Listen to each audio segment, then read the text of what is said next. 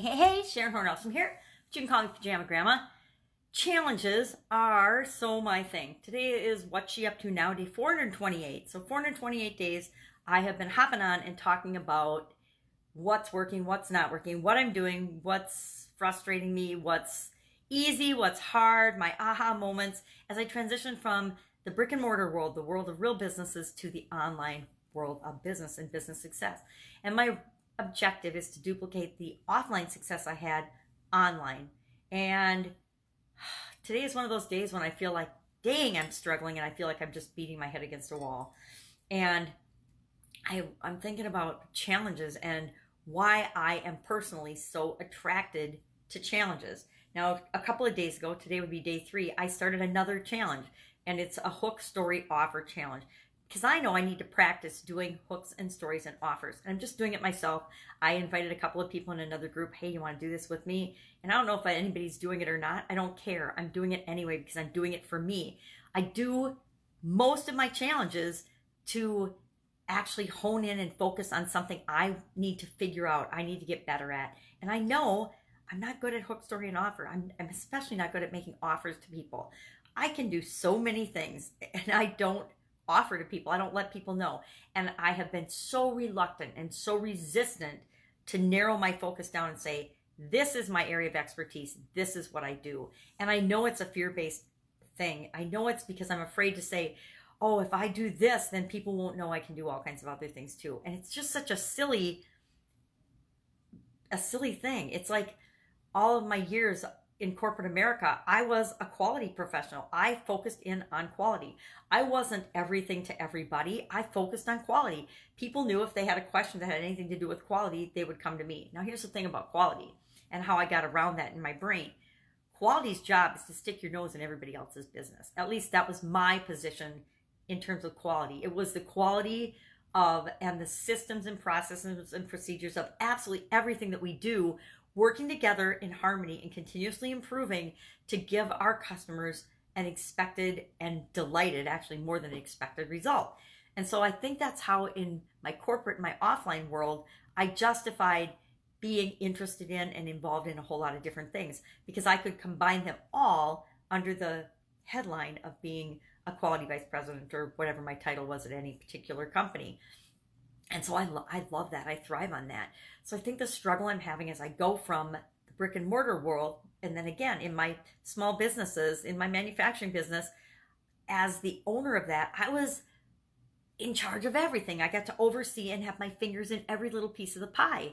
And as you go online, you need to specialize, specialize, specialize. This is the exact thing I do. This is the one area that I am an expert at. And we can do other things for people, but we need to have all of our messages. The cat is coughing something up. Crazy. She distracted me.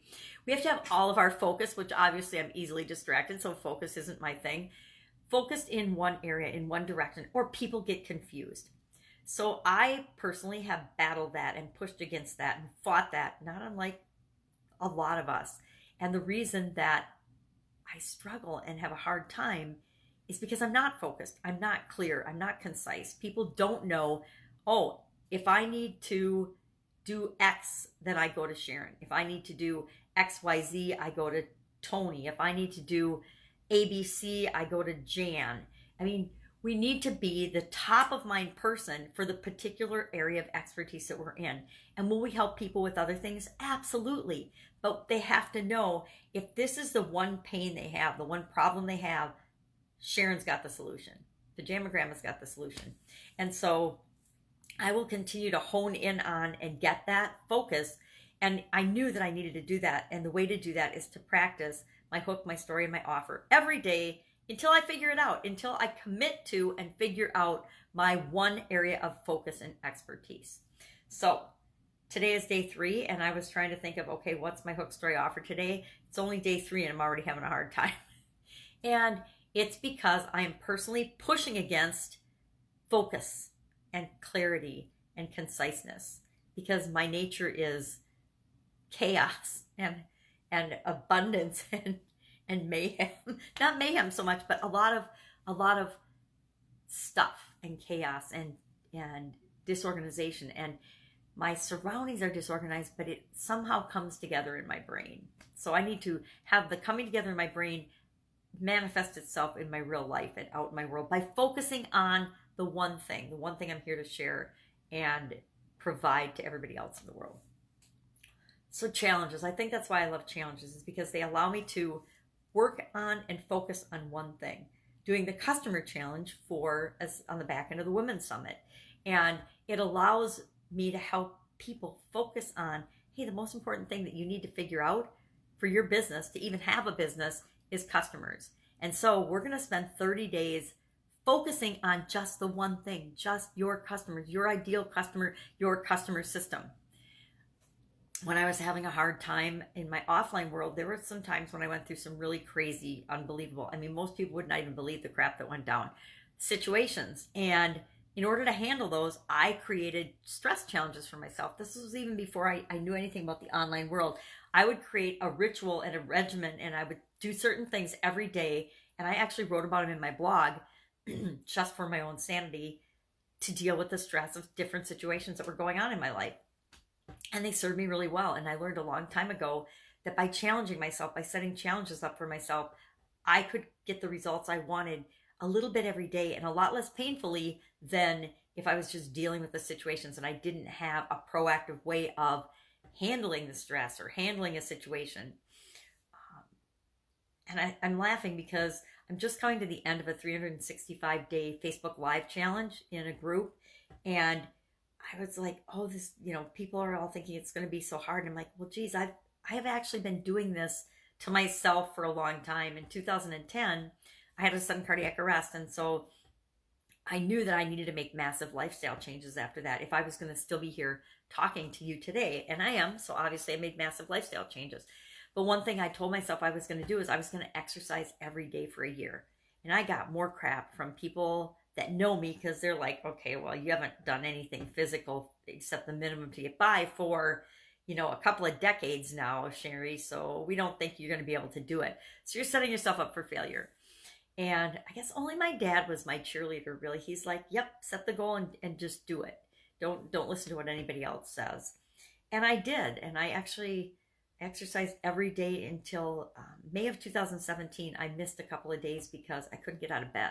I seriously could not physically get out of bed. I had a massive inflammation challenge, and I couldn't do it. So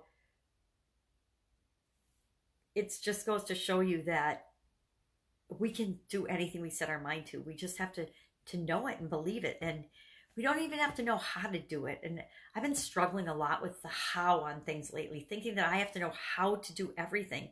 And I don't know why I have that false belief, thinking that and believing that it's up to me to do the how. It's not. It's up to me to figure out the what, and then be resourceful in terms of getting to that what, the what I want to accomplish. The what is my big goal, my big end game, my big thing I'm here to create in the world. But I personally don't have to do absolutely everything. I don't have to do all the hows. I don't have to do every step. I don't have to do everything or even know how to do everything. I just need to know what needs to get done and then find out, okay, well, this needs to get done. Who out in the universe has already done this? Who is doing this? Who is good at this? Who knows how to do it so that I can have them do it versus me having to think and believe. I don't know where that comes from in the online world, thinking I have to do all these things myself. Now, I did fall into that trap in my businesses too. And so I guess that is a pattern that I am destined to break in order to break through. So what are you working on today? It's Awesome Monday. So, I'll be going outside and screaming, I feel awesome, and spinning around and not falling down in a little bit. I like to wait for the sun to come up before I do that so that I don't trip on the ice or anything. Although spring feels like it's in the air, things are melting, and it's starting to feel like a whole new season. So go out, make it an awesome day. Challenge yourself. If you would like to be involved in any of the challenges I do, let me know, and I will just pop you off a message and share what the next challenge is. If you want to hop in on this Hook Story Offer challenge with me, if you know what I'm talking about when I say Hook Story Offer, then maybe it's a good challenge for you. If you don't have any idea what I'm talking about, it's not the kind of challenge where I'm going to teach and train you a whole bunch of stuff. It's like We're just doing, we're taking the action every day. Every single day, we're doing a hook, a story, and offer. I personally am working on my hook first to get that perfected, and my stories second, and my offer is third. So these first few days, maybe the whole first week or half of the month, all I'm offering is for people to join my free Facebook page or to join a free Facebook group. That's all I'm offering, because I don't feel like I'm ready, and I should be more than ready to practice the offer part yet. Until I get the hook right and I know how to get my ideal perfect prospects attention, if I can't even get their attention, they're never going to hear the story. If they never hear the story, they're never going to listen to the offer. So I have to do those things in order. I've got to nail my hook first. So I'll practice that mostly first. And then I'm still practicing my stories as I go along the way, because I want a story that goes with each hook.